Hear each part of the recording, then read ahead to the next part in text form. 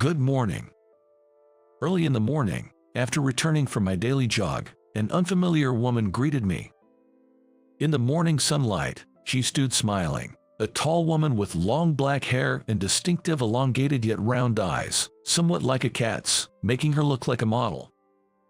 "Excuse me."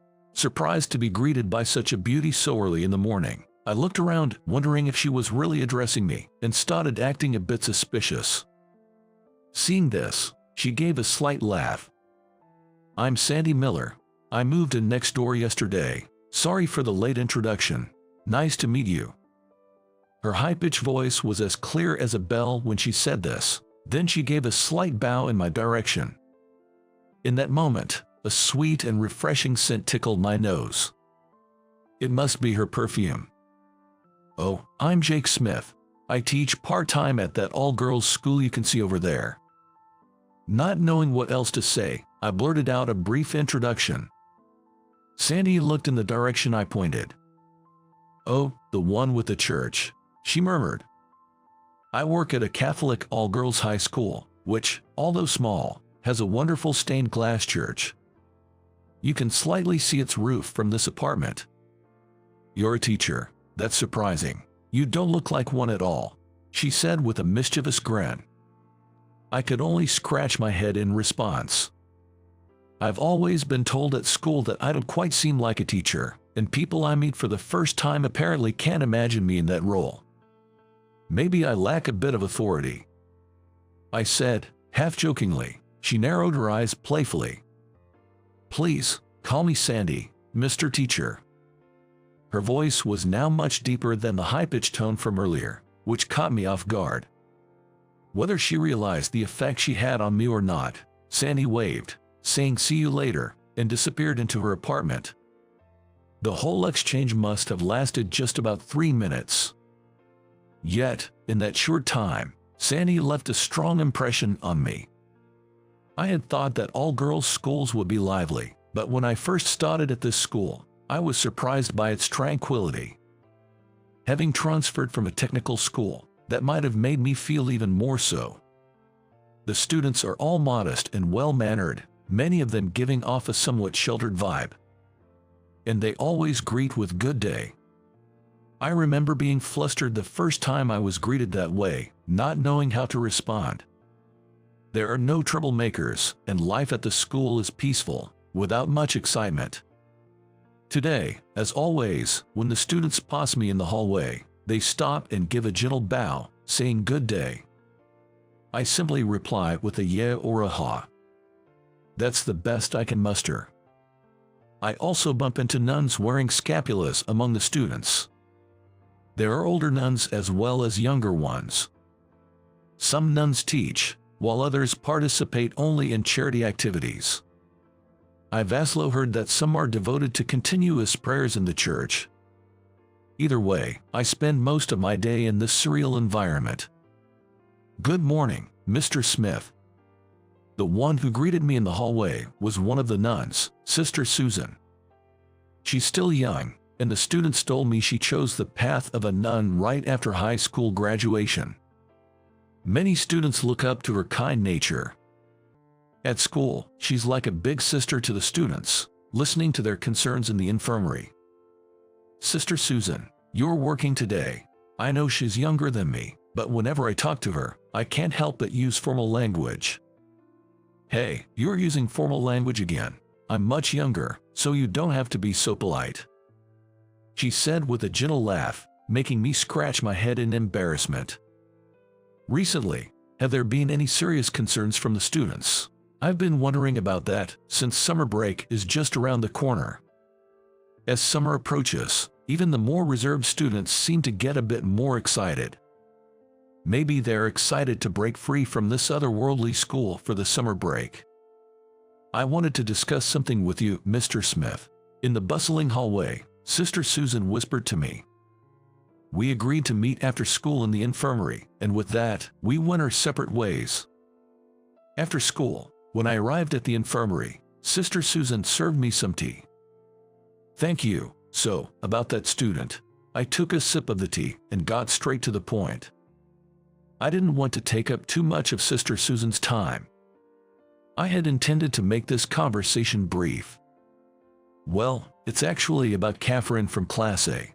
Sister Susan began with that introduction. Catherine from Class A is a standout student in this school. It's not that she causes problems, but compared to other students who seem somewhat aloof, Catherine seems to have an abundance of energy and liveliness. From my perspective, she's just like any other high school girl out there. Catherine, is she going through some issues? I couldn't imagine the ever-cheerful Catherine having concerns serious enough for her to consult Sister Susan. It must be quite a dilemma, I thought. Actually, she's seeking advice about love.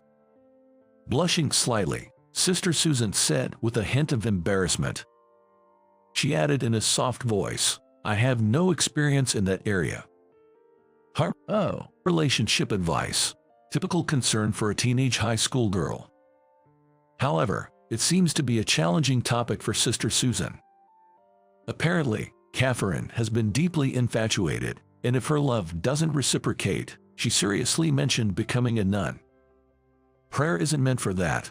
I was taken aback and flinched when she suddenly raised her voice. Based on what I've heard from Catherine, I think it might be best to speak with her guardian. Hearing such words coming out of the usually sensible Sister Susan surprised me. Would that be in Catherine's best interest? Finding out something they didn't want their guardian to know can be distressing for a student. I tried to gently rein her in, but she seemed not to hear me. They live nearby, so I thought of just meeting them. I wanted you to accompany me. The conversation was already moving towards meeting Catherine's guardian, and I was getting anxious. She must be genuinely concerned about Catherine to be taking such actions. I racked my brain, trying to find a way to calm the situation without offending Sister Susan. Okay, I'll meet them first. I'll try to subtly ask about Catherine's situation. This was the only way to stop Sister Susan's impulsiveness. To calm the situation, I found myself making that promise without thinking. I can't believe I'm taking up so much of your time, Mr. Smith. No worries, let me handle it. I'll make sure to report to you about it tomorrow. Looking into Sister Susan's eyes, I tried to put on the most serious face I could muster. She stared right back with a steady gaze. I felt a twinge of guilt, feeling like I might be deceiving her, but it was for both Sister Susan and Catherine's sake. I silently said a little prayer in my heart, whispering I'm sorry. Though I had let it slip in the heat of the moment, having promised to report the matter to Sister Susan, I decided to go meet Catherine's guardian. If they weren't around when I visited, that would be just fine, and if they were, I thought I'd just have a little chat and then head on home. Coincidentally, Catherine hadn't yet submitted her college application. The deadline had passed 3 days ago. As Catherine's assistant teacher, I figured I'd be fine as long as I had a reason to visit. Without giving it much thought, I checked Catherine's guardian's address. When I saw the address, I couldn't believe my eyes. The previous address was crossed out with a double line, and a new one was freshly written. And, to my surprise, it was the apartment right next to mine. Turns out, my new neighbor is Catherine's guardian. Looking closer, it seemed the guardian's name had been recently changed. I recalled hearing that Catherine had grown up in a complicated household. I thought it might be alright to just introduce myself as her assistant teacher and say hello. I felt a bit more at ease. When I rang the doorbell of the apartment next door, I wasn't very nervous. The door clicked open, and Sandy peeked out. "Hi, it's Jake Smith from next door." I had planned what to say, but the moment I saw Sandy's face, I got nervous and forgot. I think I was obviously acting suspicious. I just had a little something to ask. My tone sounded like a police interrogation. I noticed Sandy looking at me with an amused expression. Seeing her reaction, I regained a bit of composure. "Sandy, are you Catherine's guardian by any chance?" As I stammered out the explanation, she nodded slowly. "My family's a bit complicated. All my siblings have different mothers. Of course, the mothers of Catherine's and mine are not the same. but neither of them wanted to have Catherine, so I became her guardian. Sandy said that in one breath and then looked at me with a challenging gaze. I could sense her determination, wanting to be taken seriously as a young guardian. It's not about the qualifications as a guardian, but Catherine hasn't submitted her college application form yet. I quickly blurted out the excuse I had prepared. Sandy then said, and scratched her head, looking relieved. I've told her she should go to any college she wants, but she seems hesitant. She seemed to know about the missing college application form. Then, adding, "We shouldn't be talking here," Sandy invited me inside. Her room was, well, quite sparse. She might be a minimalist. However, there were several piles of thick books. I had assumed she was a student, but apparently not. "Here you go." She handed me a glass of iced tea, which I gratefully accepted. I sat on a cushion while she settled into a computer chair. "Any other issues regarding Catherine?" As I took a sip of my tea, Sandy spoke up. Caught off guard, I struggled to respond. "Visiting a guardian's home just for college guidance. I've never heard of that. Did something happen to Catherine?" As she stared intently at me, I felt like a deer caught in headlights. There was no hiding anything. I gave up and decided to be honest with Sandy about what I had heard from Sister Susan. Of course, I emphasized that I wanted it kept a secret from Catherine. Sandy listened quietly, only nodding occasionally to encourage me to continue. She had a certain presence and authority about her, making it hard to tell who was the older one here. According to Sister Susan, Catherine expressed her intention to live with a certain young man right after graduation. She wanted to start living together as soon as they left home, but with college on the horizon, that seemed challenging. Why? Because that young man is a junior in high school, a year younger than Catherine. Catherine told Sister Susan that she was prepared to support him financially. Really? Catherine said that. After hearing the entire story, Sandy paused, eyes cast downward in deep thought. It seemed like she knew the guy Catherine had feelings for and looked troubled by the situation. I truly wish for my students to follow their own paths in life, but right now, she seems like a ticking time bomb. I wouldn't be surprised if she ran away from home. I honestly expressed what I had felt when I talked to Sister Susan. I couldn't tell Sister Susan, as it might have caused an uproar, but I do believe this situation carries that kind of risk. Thank you for discussing this with me. I'm grateful to have gotten to know a bit about Catherine's feelings. Could you leave this matter to me for now? Sandy stood up from her computer chair, deeply bowing her head towards me. A gentle scent of shampoo filled the air. Of course, you're Catherine's guardian after all, but if there's anything I can help with, please don't hesitate to ask. I quickly said, "Please, lift your head," upon which Sandy looked up with a playful grin. She seemed to have so many expressions. The face she had when we met this morning was like a different person's, and her current smile resembled that of a young girl receiving praise. I wonder how many sides there are to her. My interest in Sandy grew stronger. A week had passed since I discussed Catherine's case with Sandy. I told Sister Susan that I had already spoken with Catherine's guardian and asked her to keep an eye on the situation. As for Catherine herself, she hasn't handed in her college application yet. Her homeroom teacher, aware of her complicated family situation, is willing to wait a bit past the deadline. When I got back to my apartment after work, I noticed the window of Sandy's room next door was slightly open. Did she forget to close it, or was she letting in some air because it was hot? Seems a bit careless, I thought. I should subtly remind her the next time we meet. As I was thinking this, a gust of wind briefly lifted her curtains. For a split second, I could see inside. In the dimly lit room of the early evening, I could see Sandy trying to change into a t-shirt. A faint silhouette of her pale back stood out against the dim backdrop.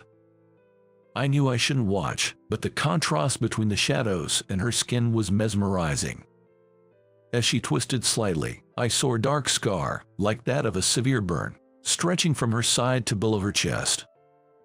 A keloid that extends from the side of the abdomen to just below the chest. It's the scar of a major burn. Given its size, it must have been a life-threatening injury. I gasped and stepped back from the scene. I shouldn't have looked. I saw her secret. I quickly tried to open my door. In my haste, I fumbled with the key, making a clattering noise. Just as I managed to open the door of the room next to mine clicked open. "Jake, do you have a moment?" Sandy peeked her head through the open door. Remembering what I had just seen, I felt my face flush and I was at a loss for how to hide my shock. Seeing my awkwardness, she tilted her head with a puzzled look. "If you're busy, maybe some other time." As Sandy started to close the door, I hurriedly stopped her. Just like the other day, I went into her room and sat on a cushion on the floor. I noticed a few more items in her room than before, which made me a bit uneasy. There were more feminine items. A pink makeup bag and cute socks. While these could belong to Sandy, they somehow didn't seem to fit her. "It's about Catherine. I heard she hasn't submitted her college application yet." Sandy sat on her computer chair, looking out the window as she began to speak. Whenever she talked about something important, she had a habit of looking away. "That's right. She hasn't submitted her application yet," I answered honestly, as there was no need to hide anything. After hearing my response, Sandy sighed softly and said, "I see. In fact, Catherine approached me saying she wants to work right after graduating high school." Sandy sighed again. Apparently, Catherine tearfully confided in Sandy, her guardian, about her desire to stand on her own 2 feet as soon as possible. She was crying, but I think it was because she felt helpless about having to give up on her dreams. It wasn't like she was crying just to get sympathy. Sandy emphasized that. I remembered Catherine talking about wanting to be a lawyer in the future when she was a freshman. She took law courses, wanting to help kids in trouble. Remembering that, I got a faint idea of what the issue might be. "It's about the boy Catherine's seeing. I think it's probably my brother, Jason. Catherine wants to move out and live with Jason. That's her wish." Sandy made a slightly troubled face, then chuckled. She seemed to be recalling something, her smile tinged with a hint of sadness.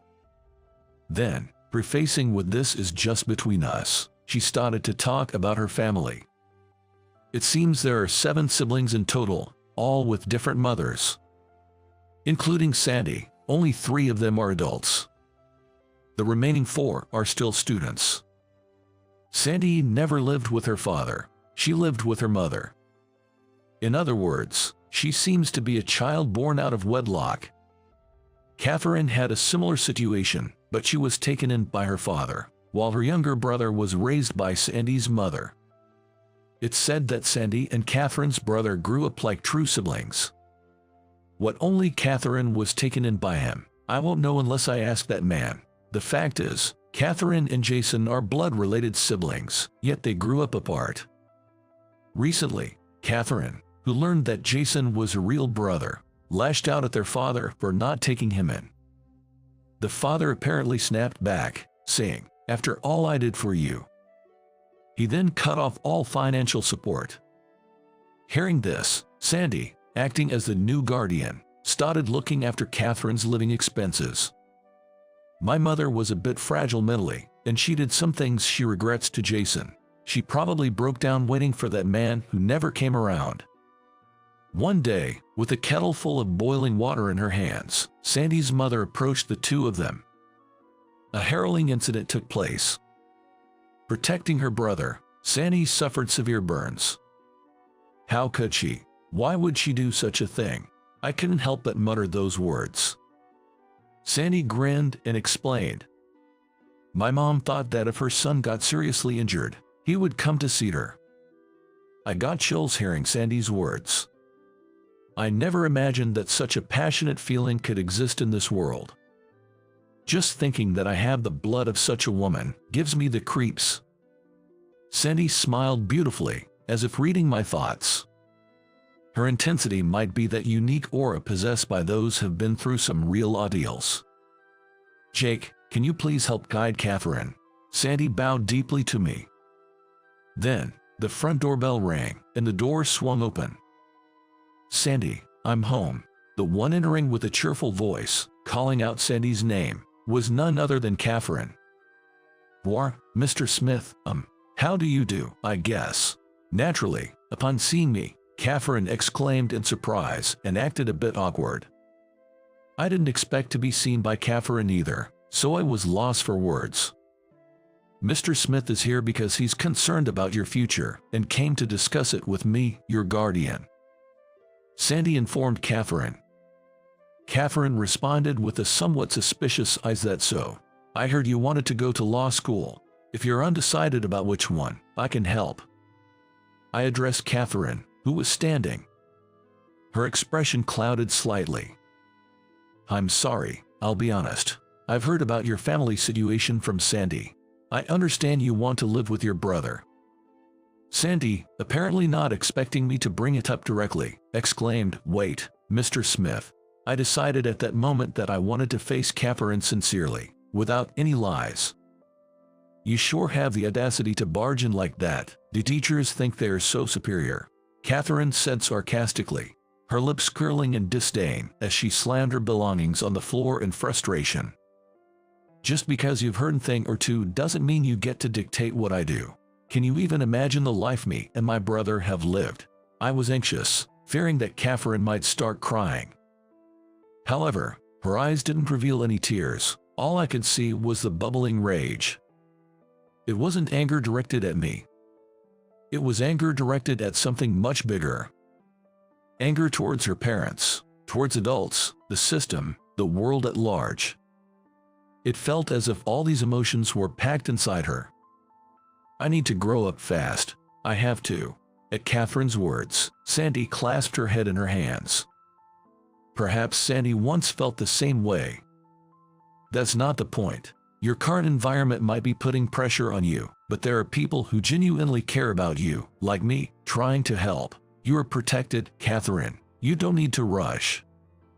I knew my words sounded cliché, but that's all I could come up with to convey my feelings to Catherine. "Did you ask Sandy about her burn, Mr. Smith?" "Yes," Sandy told me. "She has a severe burn scar from her side to below her chest." Upon hearing my words, Catherine quickly turned to look at Sandy. Sandy returned the look with a faint smile, her expression slightly complicated. "Catherine, what Mr. Smith said is true. I'm working on getting you to live with Jason now, so believe in me." Sandy tried to comfort Catherine gently. "If you study properly in college and gain some more knowledge, I believe you can help many more kids like us. We're counting on you, both Jason and I." At Sandy's words, Catherine nodded slightly. "And you're sure this is okay?" she asked in a trembling voice. "You're worried about the tuition fees and stuff. I do have a job, you know." Upon hearing a surprised voice from Sandy, Catherine also exclaimed, "What?" It seemed that Catherine had mistakenly thought Sandy was unemployed. "But you're always home," they exclaimed in surprise. Sandy's job is apparently translating philosophical books. She mostly works from home, so she seldom goes out. Jumping to conclusions as always, aren't you, Catherine? You need to be more observant. Sandy sighed in exasperation. I couldn't help but laugh out loud. It seemed that having a good conversation could bridge any gap. If you don't talk, misunderstandings don't get cleared up, and you can't convey what you feel. "Sandy, I'm sorry. I promised it would be between us, but I broke that promise right away." Feeling guilty after laughing, I sincerely apologized to Sandy.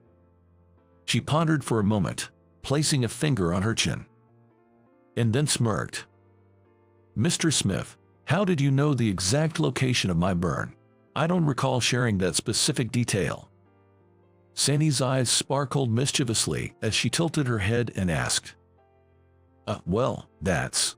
I was flustered, and Sandy grinned even wider. Catherine, her face turning beet red, covered her mouth and asked, "Wait, are you too?" I tried to deny it, but words failed me, fearing I might dig myself deeper. "You're going to take responsibility, right, Mr. Smith?" With a playful smile similar to the one she had when we first met, Sandy looked deep into my eyes. "I'll do my best." At my response, both Sandy and Catherine shared a laugh. And true to my word, 3 years later, I took responsibility and placed a ring on Sandy's finger. Meeting her was a stroke of fate, and I consider myself an incredibly lucky guy to have found the best partner in life.